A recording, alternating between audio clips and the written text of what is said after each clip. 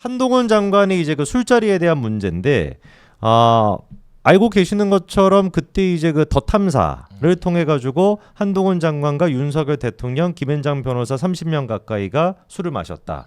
청담동의 이제 모 곳에서. 근데 그 부분에 대해 가지고 김경일이었나요? 그 이제 그 작가라고 하는 사람이 지금 나와서 폭로를 했습니다. 그러니까 이게 네. 가짜라는 건 우리 국민 모두가 다 알고 있었고요. 네네.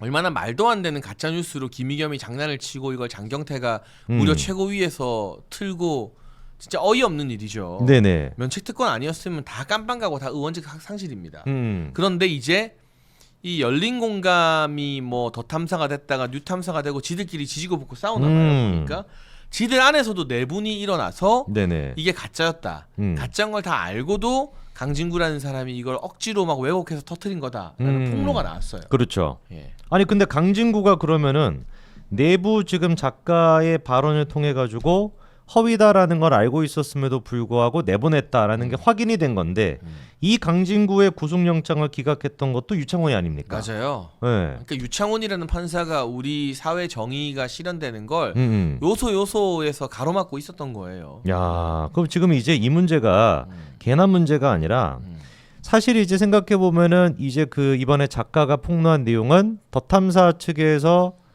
사실관계를 확인을 못했다 그랬고 그 첼리스트 무슨 뭐 채 뭐라고 하는 사람 그 사람한테 인터뷰 자체를 거부했기 때문에 사실관계가 확인이 안 됐고 그럼에도 불구하고 강진구가 특종에 대한 욕심 때문에 일단 내보냈고 그리고 그 과정에서 이 채아라고 하는 사람한테 어마어마한 피해가 있었음에도 불구하고 오히려 더 탐사 측이나 그 더 탐사를 보는 사람들은 채아 씨를 이제 막 비난하고 이런 것 때문에 혐오감을 느꼈다 뭐 이런 얘기가 아니 물론 하더라고요. 첼리스트도 잘한 게 없죠. 그렇죠. 아무리 사적인 대화를 하더라도 그런 말도 안 되는 거짓말을 하면 안 되는 거죠. 근데 본질적인 잘못은 그거를 녹취해서 무단으로 폭로한 그 첼리스트의 전 남자친구. 네. 그리고 이거를 첼리스트에게 확인하지도 않고 딱 봐도 아닌 걸 알면서도 그냥 무턱대고 대통령과 한 장관을 공격하기 위해서 이걸 보도한 더 탐사 강진구. 이걸 그냥 받아가지고 더 탐사랑 협업했다 하면서 국회에서 질의하고 계속 이걸로 공격했던 김의겸, 장경태 같은 사람들.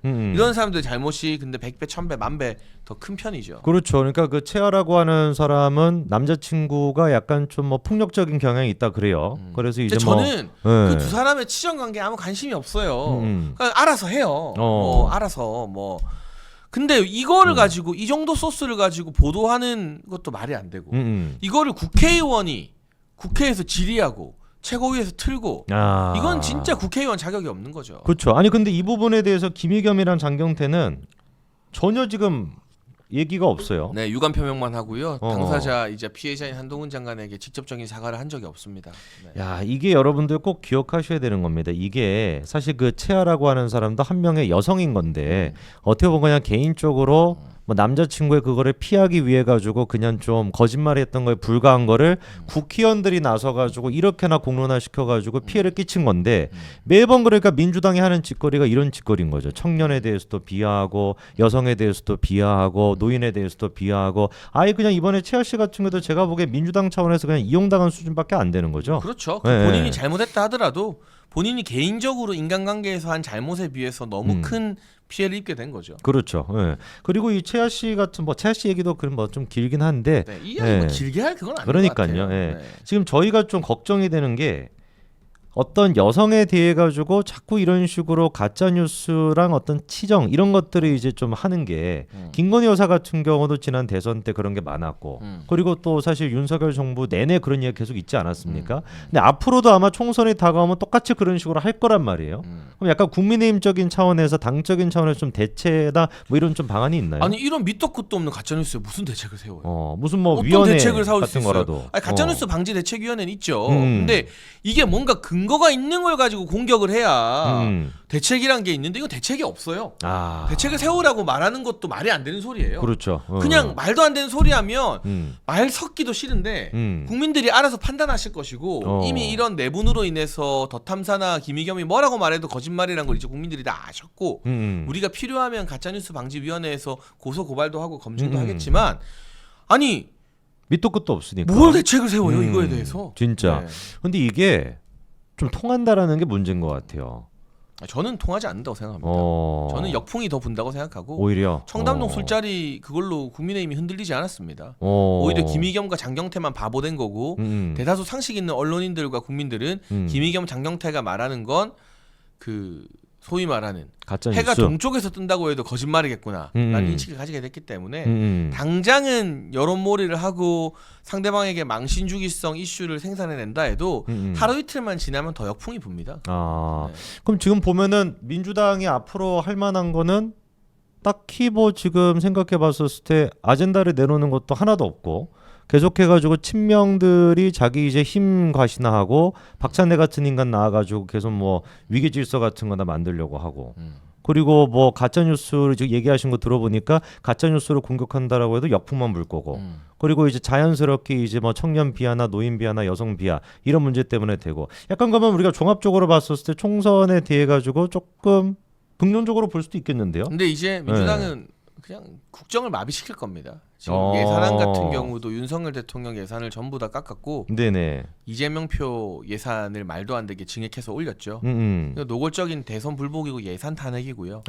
방통위원장 탄핵 시도하는 것 이어서 모든 부처 장관들 건수만 있으면 없는 건수도 만들어서 트집 잡아서 탄핵할 것이고 이런 식으로 그냥 대통령에 대한 정부에 대한 부정적인 프레임을 계속 확대 재생산하는 이 전략으로 나오겠죠. 아주 지저분한 게임 자체를 완전히 망쳐버리는 일종의 침대 축구를 펼치는 셈인데 여기에 말려들지 않고 국민의힘이 일을 또박또박 잘하는 모습을 보여드려야죠. 아니 이번에 그 예산 지금 얘기하셔가지고 원전 예산도 이거 뭐 다 깎지 않았습니까? 네. 이게 진짜 너무 진짜 답답한데 막을 수가 없으니까 사실 그렇잖아요. 저희가 막을 수 있는 유일한 방법은 총선에서 과반을 차지하는 거 말고는 없죠. 예.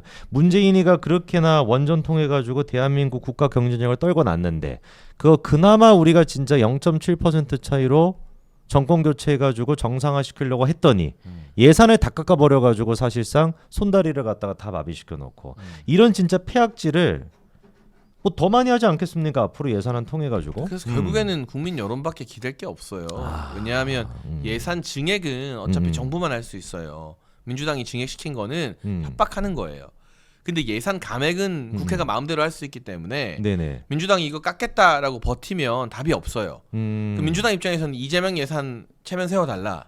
자기 지역구 예산 챙겨달라는 건데 그렇게 협잡하지 않고 꼭 필요한 이 원전 예산이나 청년 일자리 예산 또 글로벌 연구개발 예산을 다 깎은 것에 대해서 우리가 목 놓아라 정말 피맺히게 외치고 다니면서 국민 여론이 민주당을 질타하게 만드는 것 말고는 현재로서는 다른 방법이 없습니다. 그 얘기는 지금 그러면은 예산을 증액하는 거는 정부만 할 수 있는 거고 깎는 거는 국회에서 하는 겁니까? 마음대로 할 수 있어요. 그래서 우리가 네네. 민주당이 저렇게 일방 증액을 해놓은 거는 네네. 이대로 안 해주면 증액은 못해도 다 깎은 채로 기존 예산 통과 안 시켜주겠다고 협박하는 거예요. 네. 그래서 결국에는 어느 정도는 협상을 할 수밖에 없습니다만 그렇죠. 국민 여론으로 완전히 민주당을 박살을 내놓아야 이 정부의 기조대로 협상을 할 수 있겠죠. 그러면 지금 민주당에서 이렇게 원전 예산을 이렇게 심하게 깎은 거는 사실 메시지가 앞으로 총선 준비하는 이재명 입장에서 이재명 표 공약이나 이런 것들에 조금 예산 달라 이런 좀 신호인 거네요. 그렇죠. 자기 지역구 예산 챙겨달라는 거고.